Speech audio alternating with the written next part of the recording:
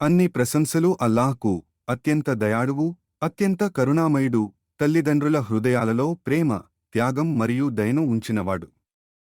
శాంతి మరియు ఆశీర్వాదాలు మన ప్రియమైన ప్రవక్త ముహమ్మద్ సల్లల్లాహు అలైహి వసల్లం పై ఉండాలి.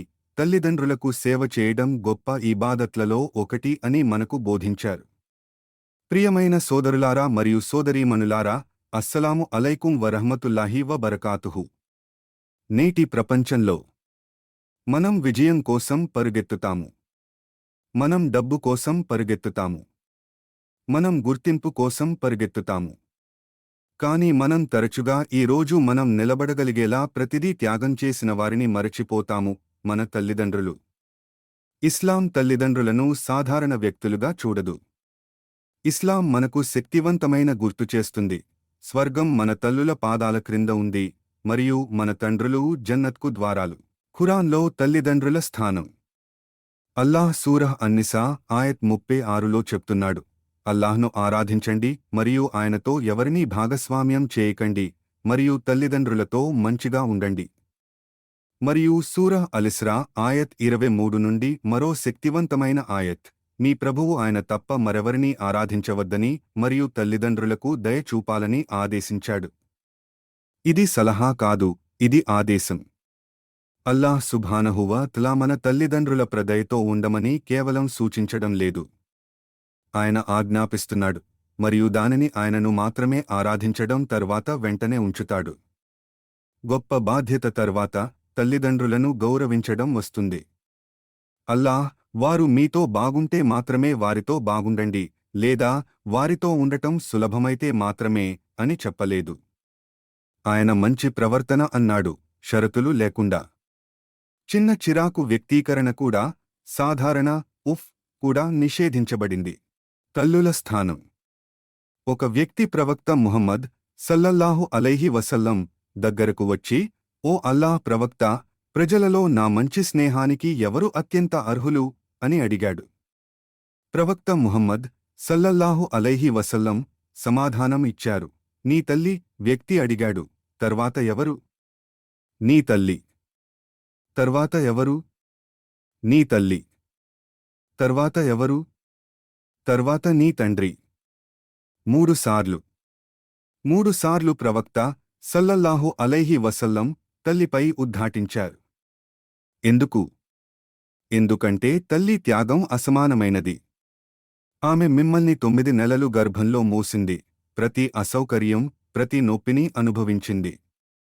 ఆమె మిమ్మల్ని అలాంటి వేదనలో జన్మనిచ్చింది, మనలో చాలామంది ఊహించలేము. ఆమె లెక్కలేనన్ని రాత్రులు మెలకువగా ఉండింది, మిమ్మల్ని పోషించింది, మిమ్మల్ని ఓదార్చింది, మీకోసం ప్రార్థించింది. ఉవైస్ అల్-ఖర్నీ కథ. తల్లిదండ్రుల ప్రత్యేక భక్తిని ప్రదర్శించే అందమైన కథను మీతో పంచుకుంటాను. ఉవైస్ అల్-ఖర్నీ అనే వ్యక్తి ప్రవక్త ముహమ్మద్ సల్లల్లాహు అలైహి వసల్లం కాలంలో జీవించారు, కాని ఆయన ఎప్పుడూ ఆయనను కలవలేదు. ఎందుకు? ఎందుకంటే ఆయన తల్లి వృద్ధురాలు మరియు శ్రద్ధ అవసరం, మరియు ఆయన ఆమెను విడిచిపెట్టడానికి నిరాకరించారు.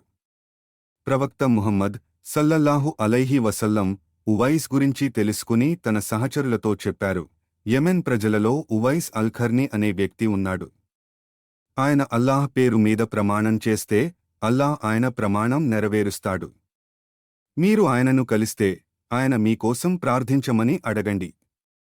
ఉవైస్ ప్రవక్త సల్లల్లాహు అలైహి వసల్లం ను ఎప్పుడూ కలవలేదు, ఎందుకంటే ఆయన తన తల్లికి సేవ చేస్తున్నారు. అయినప్పటికీ ప్రవక్త సల్లల్లాహు అలైహి వసల్లం స్వయంగా ఆయనను ప్రశంసించారు మరియు ఈ వ్యక్తి సహాబాల కోసం దుఆ చేయమని అడిగారు. సుబ్హానల్లాహ్! ఆయన తల్లికి చేసిన సేవ ఆయనను అల్లాహ్కు అంత ప్రియమైన వారిగా చేసింది. ప్రవక్త సల్లల్లాహు అలైహి వసల్లం ఆయన ప్రార్థనలను అభ్యర్థించారు. సంవత్సరాల తర్వాత ఉమర్ ఇబ్న్ అల్ ఖత్తాబ్ రజియల్లాహు అన్హు ఉవైస్ను కలిసినప్పుడు ఆయన తన కోసం దుఆ చేయమని అడిగారు. ఉవైస్ షాక్ అయ్యారు మరియు అన్నారు, ఓ అమీరుల్ మోమినీన్, మీరు నాకంటే మెరుగ్గా ఉన్నారు.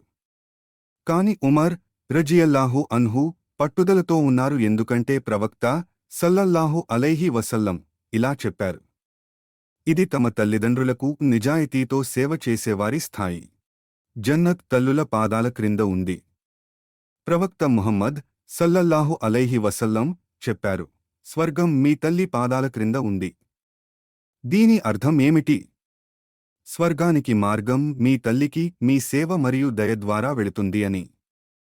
మీకు జన్నత్ కావాలా? ఇంటి నుండి ప్రారంభించండి.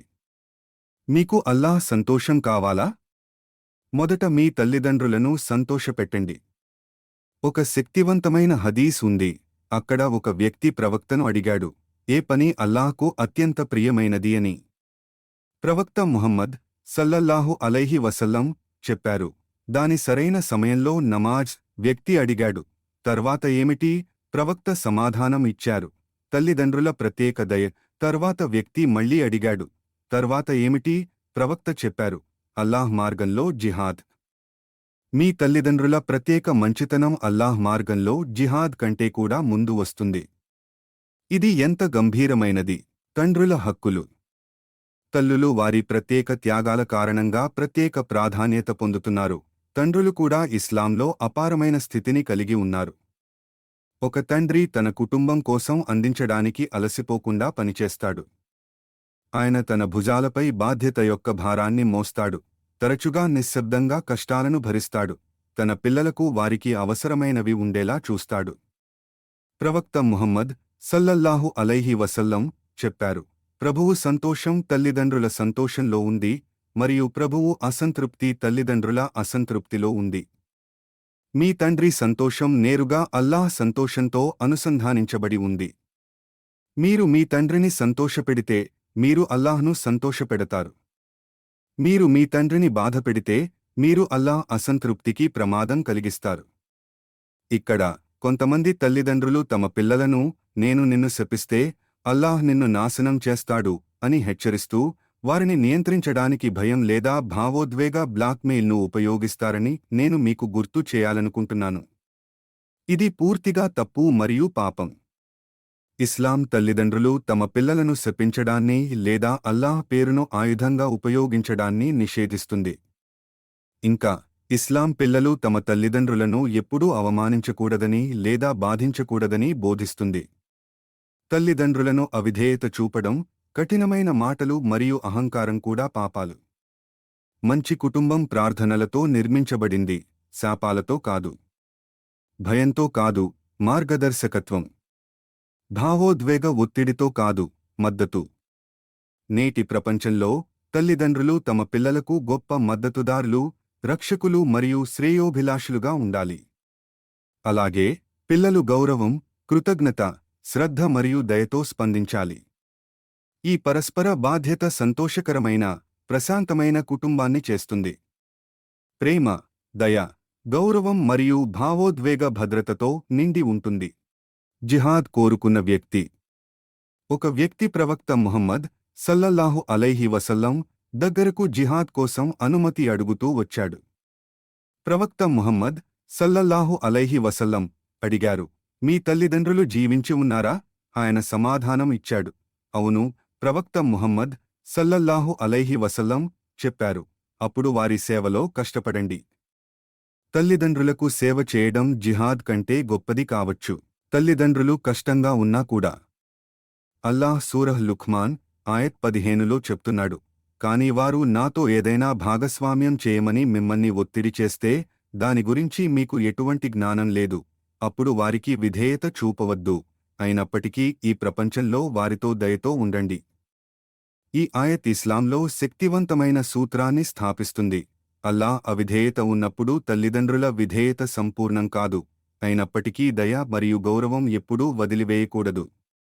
ఇస్లాం అనుమతించదు తల్లిదండ్రులపై అరవడం, వారిని అవమానించడం లేదా తక్కువ చేయడం, వారిని ఉద్దేశపూర్వకంగా విస్మరించడం, భావోద్వేగ లేదా మౌఖ దుర్వినియోగం. తల్లిదండ్రులు కష్టంగా, కఠినంగా లేదా తప్పుగా ఉన్నప్పుడు కూడా వారు ఇప్పటికీ గౌరవం, సహనం మరియు దయకు అర్హులు.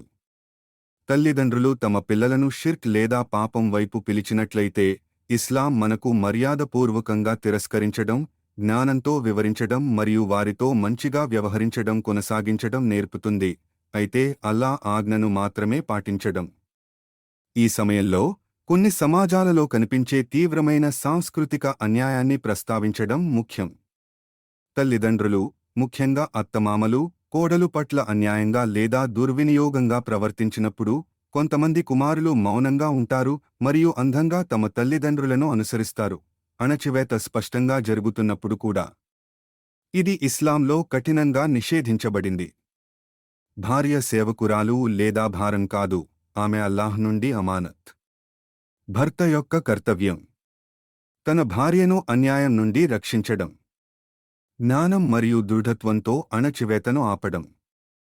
తన తల్లిదండ్రులు తప్పుగా ఉన్నప్పుడు గౌరవంగా వివరించడం.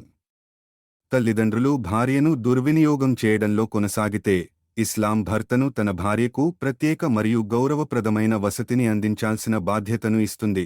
అక్కడ ఆమె శాంతి, భద్రత మరియు గౌరవంతో జీవించగలదు. అదేవిధంగా తల్లిదండ్రులు అల్లాహ్కు భయపడాలి. తమ కొడుకుపై అన్యాయంగా తన భార్యను విడాకులు తీసుకోమని ఒత్తిడి చేస్తే, కేవలం మగపిల్లల కోరిక కోసం పునర్వివాహం చేసుకోమని బలవంతం చేస్తే, శాపాలు లేదా భావోద్వేగ బ్లాక్మెయిల్తో బెదిరిస్తే, అలాంటి చర్యలు పాపాలు, హక్కులు కాదు. అవును, జన్నత్ తల్లి పాదాల క్రింద ఉంది, కానీ ఇది అన్యాయాన్ని సమర్థించదు. తల్లి గౌరవం ఇస్లాంలో ఉన్నతంగా ఉంది, అయినప్పటికీ తప్పు చేయడం తప్పుగానే ఉంటుంది, తల్లిదండ్రులచే చేయబడినప్పటికీ. నిరంతర అణచివేత, భావోద్వేగ హాని మరియు అధికారం దుర్వినియోగం ఒక వ్యక్తిని అల్లాహ్ అసంతృప్తికి దారితీస్తుంది, స్వర్గానికి కాదు. ఇస్లాం న్యాయం, సమతుల్యత, దయ మరియు జవాబుదారీతనం యొక్క మతం. ఎక్కడ ఏ సంబంధం జూలుం, అణచివేత ను అనుమతించదు మరియు ప్రతి నమ్మకం అల్లాహ్ ముందు ప్రశ్నించబడుతుంది. తల్లిదండ్రుల మరణం తర్వాత కర్తవ్యాలు ముగియవు. ఒక వ్యక్తి అడిగాడు, నా తల్లిదండ్రుల మరణం తర్వాత ఏదైనా మంచితనం మిగిలి ఉందా? ప్రవక్త ముహమ్మద్ సల్లల్లాహు అలైహి వసల్లం సమాధానం ఇచ్చారు, అవును, వారి కోసం దుఆ చేయడం, వారి తరపున దానం చేయడం మరియు వారి స్నేహితులను గౌరవించడం. జన్నత్ దూరంగా లేదు. నా ప్రియమైన సోదరులారా మరియు సోదరీమణులారా, జన్నత్ దూరంగా లేదు. అది మీ ఇంట్లో కూర్చొని ఉండవచ్చు, మీ తల్లిదండ్రుల రూపంలో. మీరు చేయగలిగినంతవరకు వారికి సేవ చేయండి. వారు జీవించి ఉన్నంతవరకు వారిని ప్రేమించండి. పశ్చాత్తాపం రాకముందే క్షమాపణ అడగండి. ఓ అల్లాహ్, మా తల్లిదండ్రులపై దయచూపు, వారు మమ్మల్ని చిన్నవారిగా పెంచినట్లుగా. అల్లాహ్ మన తల్లిదండ్రులకు ఆరోగ్యం మరియు ఆనందంతో నిండిన సుదీర్ఘ జీవితాన్ని ఇవ్వాలి. అల్లాహ్ వారి ఏదైనా లోపాలను క్షమించాలి మరియు వారికి జన్నతుల్ ఫిర్దౌస్ ఇవ్వాలి. మరియు అల్లాహ్ మమ్మల్ని కర్తవ్యనిష్ఠులు, ప్రేమగలవారు మరియు విధేయులైన పిల్లలలో చేయాలి. ఆమీన్. మీకు మా వీడియోలు నచ్చితే దయచేసి లైక్, షేర్ మరియు సబ్స్క్రైబ్ చేయండి. జజాకల్లాహు ఖైరన్.